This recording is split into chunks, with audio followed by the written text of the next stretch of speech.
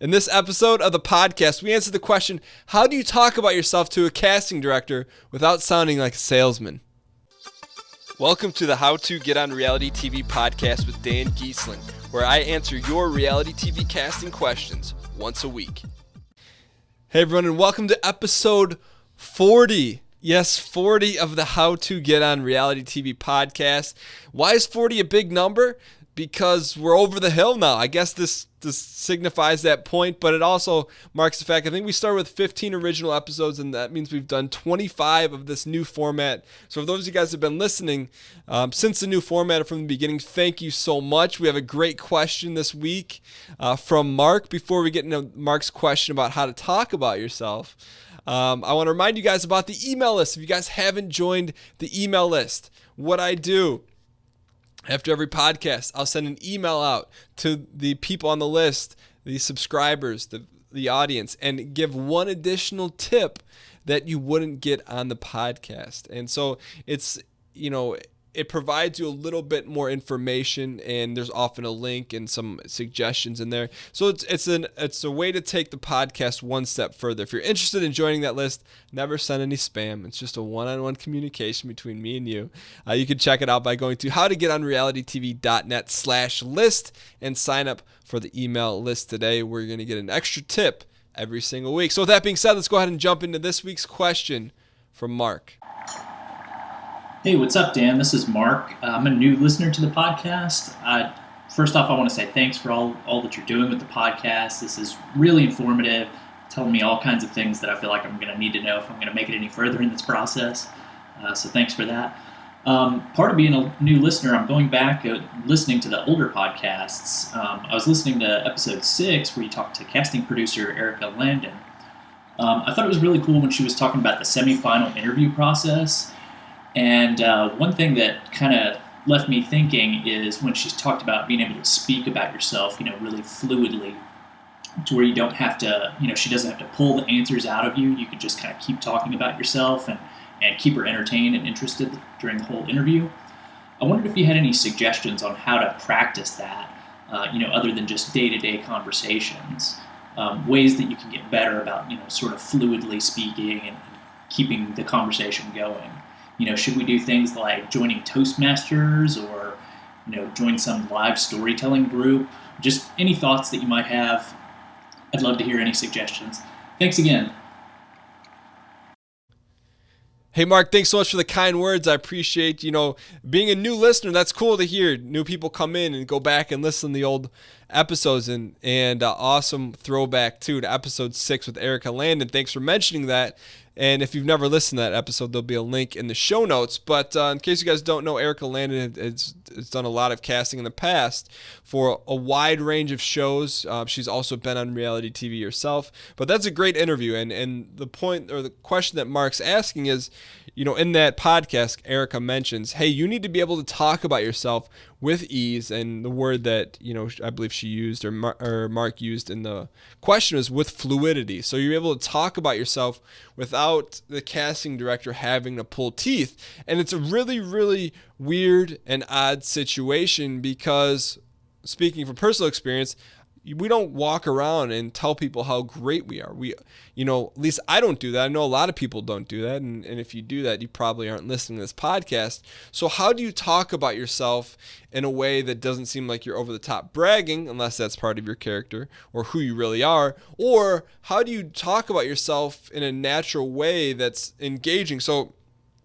there's a couple things. The first thing you need to do, and I need to preface this by saying, do not do this in casting, but do this in practice with everyday life. You need to ask people a lot of questions. So you want to reverse engineer how you want to be on camera or when you're meeting with a casting director. So, for example, you're sitting down, and this is, one of the things I talk about when I, talk to colleges across the country. When you're sitting down with someone, ask them a lot of questions. Ask them follow-up questions. Say, hey, I have a dog named Frank. He's a Maltipoo. Cool, I have a dog too. That's our natural inclination to say that. Oh, I have a dog too. why don't you just ask, hey, how long have you had Frank? Where did you get Frank from? What's his demeanor like? How did you train him? Ask a ton of follow-up questions and then see how that person reacts. Because what you're really doing is you're getting comfortable just speaking in front of someone else. Even though they're doing the majority of the talking, you're having to actively listen and engage them in conversation. Because the more and more you do that, the more and more practice you get understanding how to answer those questions on the flip side. So you want to reverse engineer the essentially interview, but you don't want to ask the casting director a ton of questions. That's their job to ask you. So in your daily life, ask a ton of questions. That'll help put you in a position to do that. So that's step one. The second thing you can do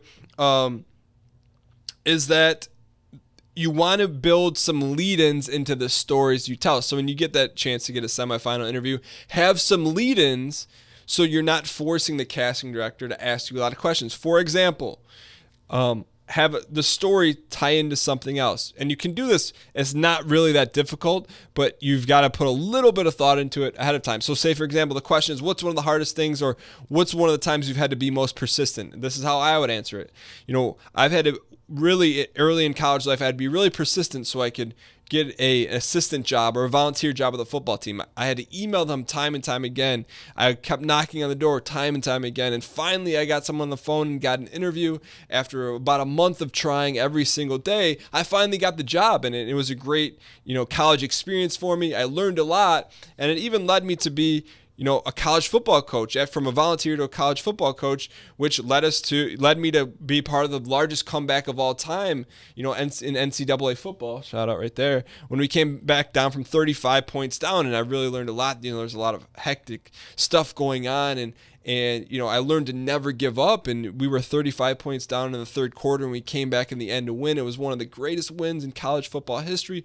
It's still the greatest college comeback of all time, and blah, blah, blah, blah, blah. So it didn't sound overly bragging. It started with, okay, when have you been most persistent? Okay, here's the story. The story was, hey, it took me forever to get a volunteer job with a football team, which led me to talk about being a college football coach, which led me to talk about a huge, victory, a great comeback, something really unique, to talk about. But during that time, if this were a casting session, the casting director didn't say, hey, what was your experience like being a college football coach? Tell me about a huge event during, what was the best game you remember? I already told all those things and kind of led the casting director through this path. Now, of course, they're going to come back after you kind of build those lead-ins and ask you more detailed questions. But at that point, you've got them engaged because you've walking them through a path of an interesting story, where it's not, oh, hey, it took me a month to get a volunteer job with a football team. That's not it. You've got to build lead-ins that allow you to keep talking about yourself and essentially bragging about yourself without making it sound like that. So number one, ask a lot of questions, not in casting, but practice. Number two, build a lot of lead-ins in your story. And that's why sometimes you can go off on a trail on a story and not stick to the script. But if you remember the lead-in, that's how you get back on track into the next point. The other thing you want to do is when you're in your semifinal interview, and this is kind of like, I guess, next level strats or next level strategy, focus solely on that person. Read the nonverbal cues. The first nonverbal cue, if a casting director is writing something down that you're saying, okay, you should think, number one, that's good. Number two, what the heck am I saying right now? Because that's going to be something that's memorable about me. The second thing you want to see, if they're flipping pages while you're talking, as a general rule of thumb, it's probably you're boring them, or maybe they're looking up some information. Either way, they're not fully engaged. And the third tip is make sure always look at the eyes. Depending on their eyes, if they're locked eyes on you, you've got them, and make sure you hit the point home.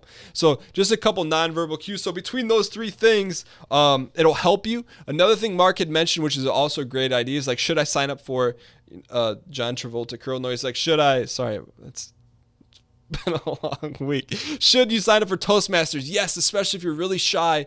If you don't know what Toastmasters is, I'm going to put a link in the people who join the email list to find your local Toastmasters group, and you'll be able to find out more about that as part of the tip. So that being said, Mark, thank you so much for asking your question. As a small thank you, we're going to send you a free digital copy of my book, How a Normal Guy Got Cast on Reality TV. And if you want your question answered on the podcast, just like Mark, go to howtogetonrealitytv.net/ask. voicemail.com/ask. And there's, whether you go on your tablet, your phone, or your computer, it's really easy to submit a voicemail question, and maybe just like Mark, you'll have your question answered on the show. Mark, thanks so much for asking the question, and I hope that helped. All right, so that puts a pin in episode 40. Who said that puts a pin in? I don't know. But that's a wrap on episode 40. Thank you guys so much for listening. As a reminder, if you want to get that additional tip about Toastmasters and how to take this question and this answer one step further, go to howtogetonrealitytv.net/list to join the email list, and you'll get the extra tip that comes along with this podcast. That's on howtogetonrealitytv.net/list. Thank you guys so much for listening. We'll be back next Monday with another podcast, hopefully helping you guys one step further. I think a lot of Canadians right now are planning for some Canadian shows coming up. So, I hope this is going to help you guys, and don't delay. Start working on your stuff now. I will see you guys next week. Have a great